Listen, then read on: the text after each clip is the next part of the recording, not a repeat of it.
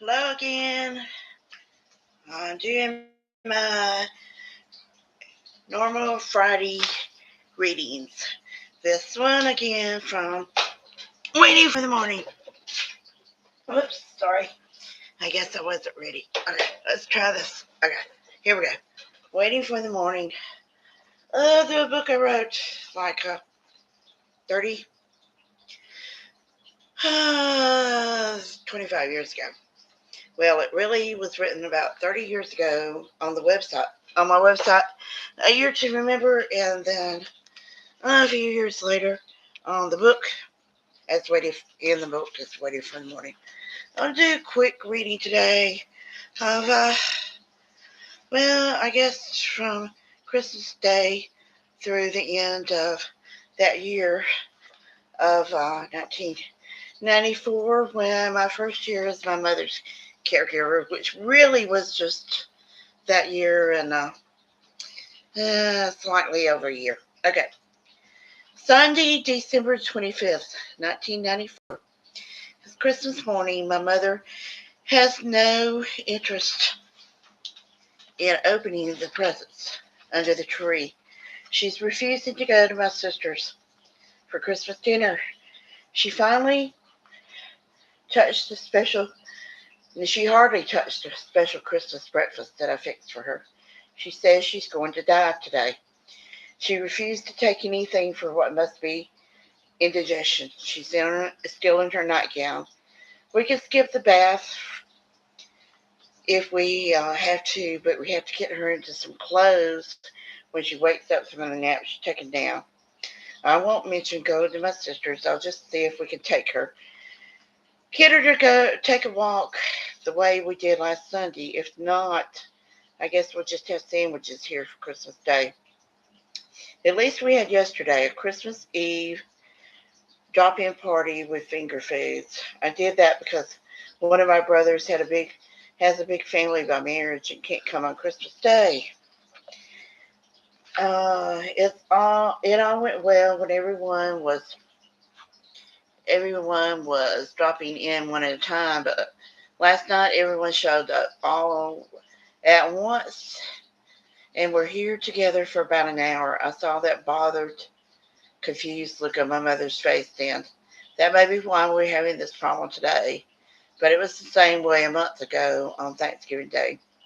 Now at 7:30 a.m., my mother has been to the bathroom a couple times, and a few minutes ago she told me she wanted to get where she wanted to be buried.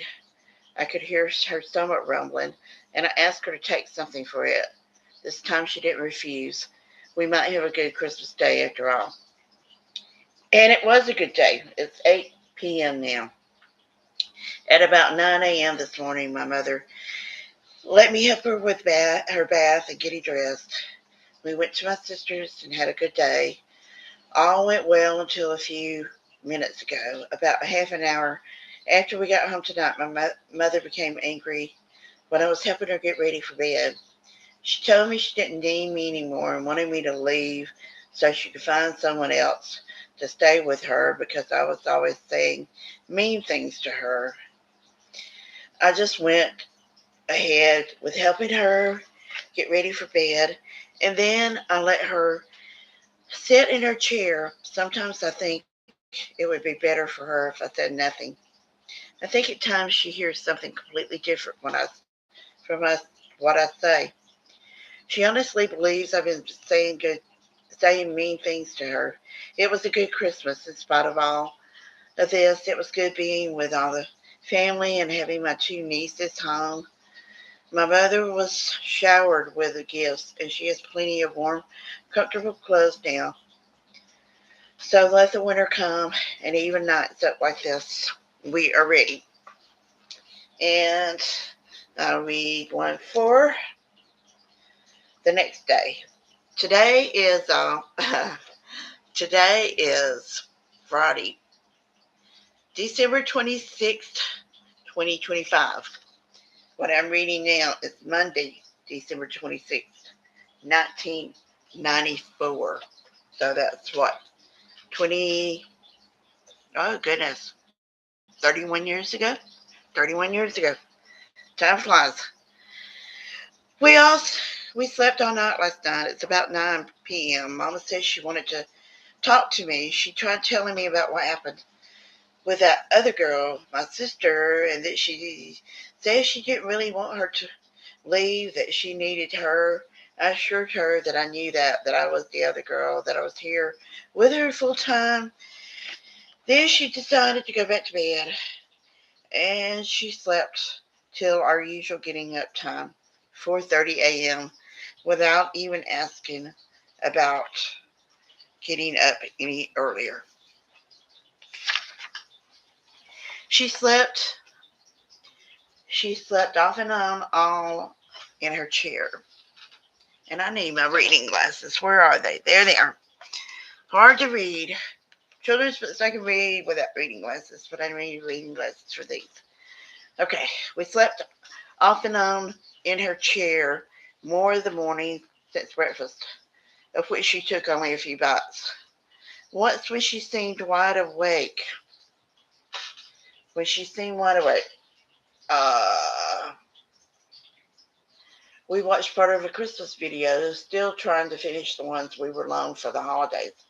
One of my nieces is still here, one granddaughter still to visit my mother sometime this afternoon before she leaves tomorrow. But then there will be no more crowds. I'm having the family for New Year's, but I'm not going to fix so much as I did Christmas Eve, and I'm not going to mention it until it's here. Should I go ahead? I guess I should read to the end of the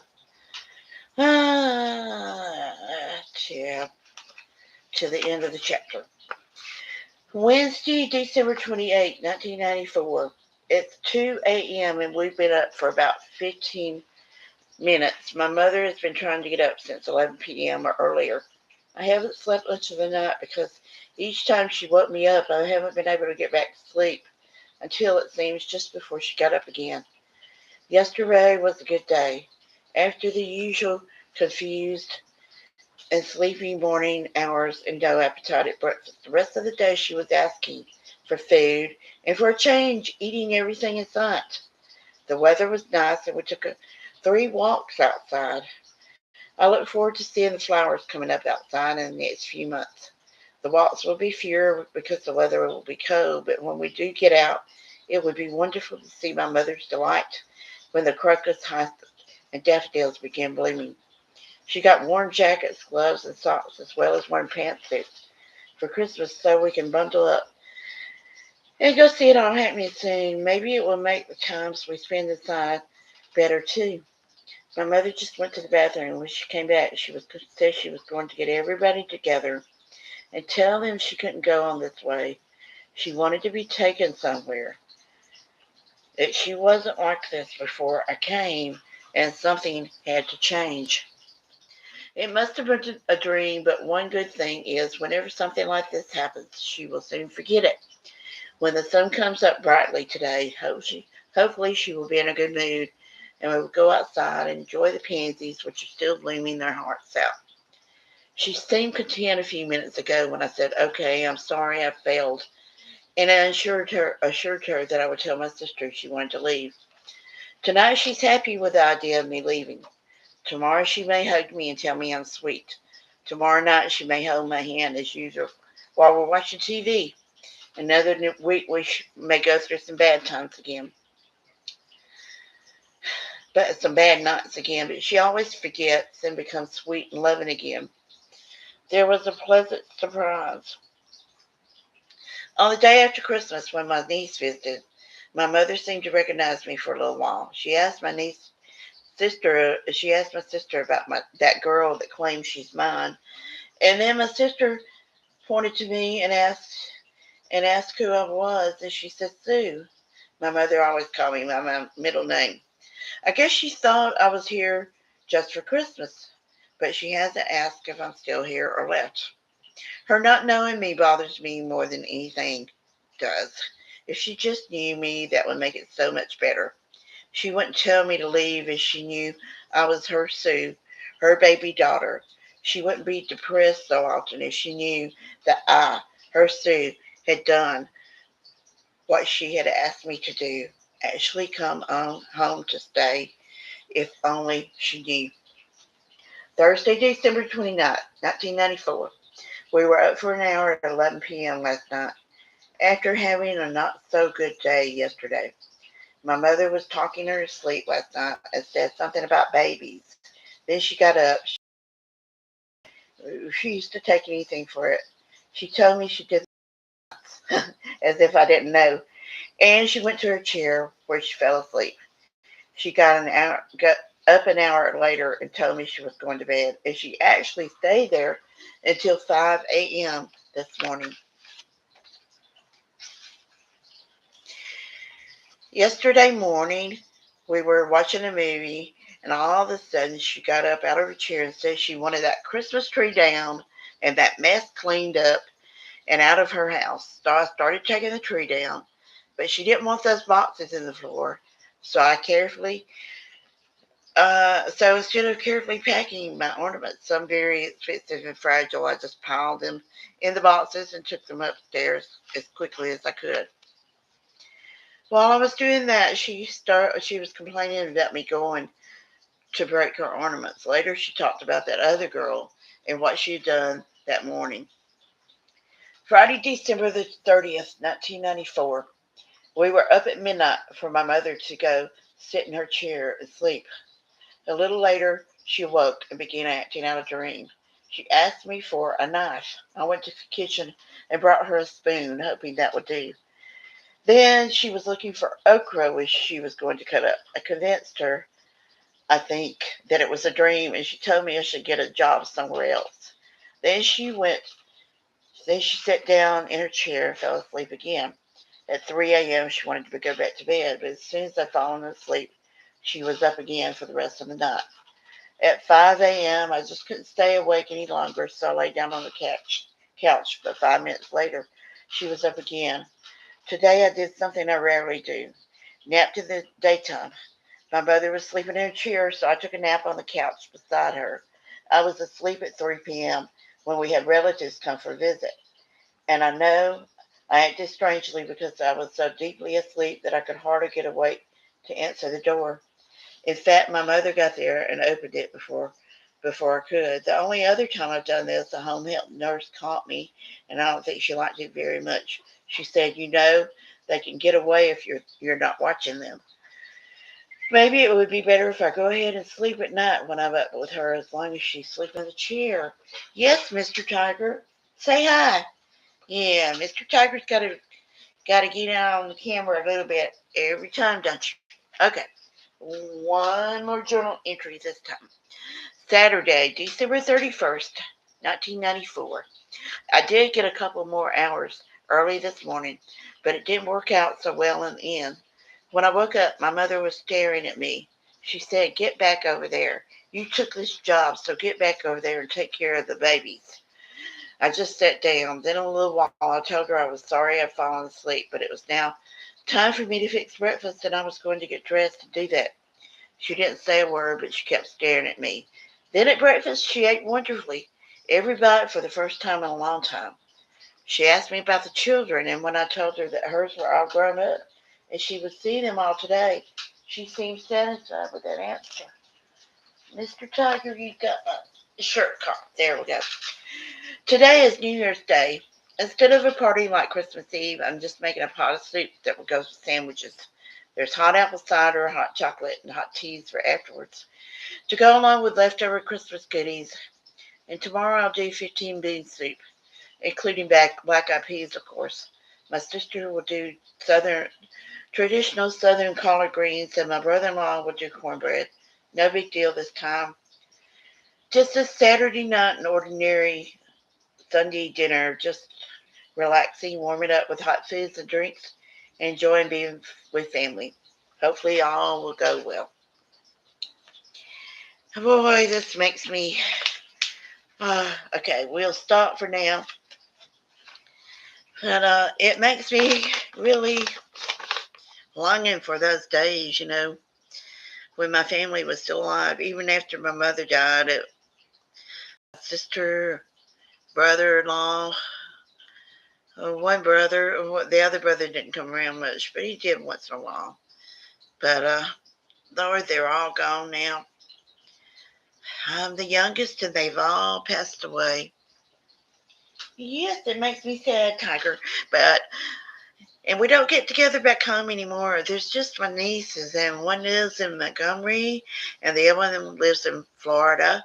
And so we don't get to see each other often. But my oldest niece, who lives in Montgomery, her husband, his mother lives in Muscle Shoals. So on the way back home, they stopped by today. They've done that for about 3 years now. We met at Logan's and had lunch together. That was so nice, so nice.